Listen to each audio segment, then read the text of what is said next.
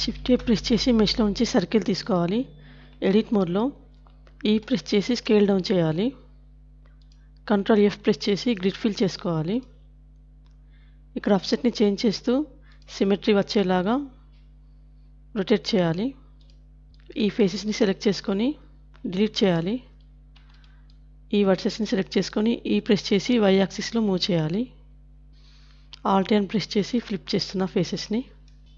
ఈ ఫేసెస్ని డిలీట్ చేసేసి mirror మాడిఫైయర్ని add చేసుకోవాలి. ఈ ఫేస్ని సెలెక్ట్ చేసుకొని ఎక్స్ట్రూడ్ చేసుకోవాలి. ఈ ఎడ్జ్ని సెలెక్ట్ చేసుకొని y యాక్సిస్లో మూవ్ చేస్తున్నా. కంట్రోల్ R ప్రెస్ చేసి ఇక్కడ ఒక ఎడ్జ్ లూప్ని యాడ్ చేసుకోవాలి. ఈ ఎడ్జ్ని సెలెక్ట్ చేసుకొని y యాక్సిస్లో మూవ్ చేస్తున్నా. కంట్రోల్ B ప్రెస్ చేసి బెవెల్ ఇవ్వాలి. ఇక్కడ మిర్రర్ మాడిఫైయర్లో క్లిప్పింగ్కి టిక్ చేసుకోవాలి. ఇక్కడ ఈ 2 ఫేసెస్ని సెలెక్ట్ చేసుకొని I ప్రెస్ చేసి B ప్రెస్ చేయాలి.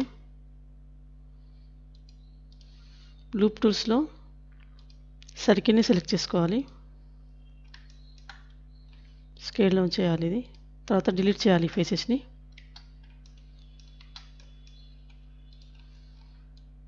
ఈ ఫేసెస్ని సెలెక్ట్ చేసుకొని షిఫ్ట్ D ప్రెస్ చేసి కిందికి మూవ్ చేసుకోవాలి.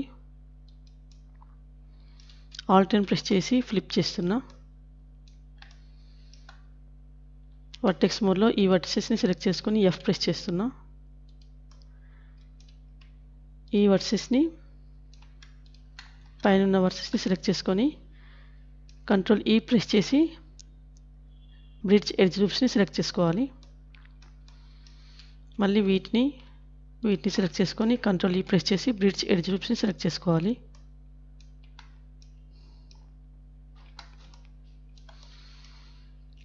ఎడ్జ్ మోడ్లో సెలెక్ట్లోకి వెళ్ళి షార్ప్ ఎడ్జెస్ని సెలెక్ట్ చేసుకోవాలి.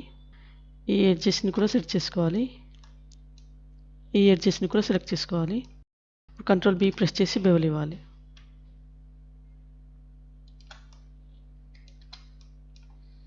ఇప్పుడు మళ్ళీ సబ్ డివిజన్ సర్ఫేస్ మాడిఫైయర్ని యాడ్ చేస్తున్నా.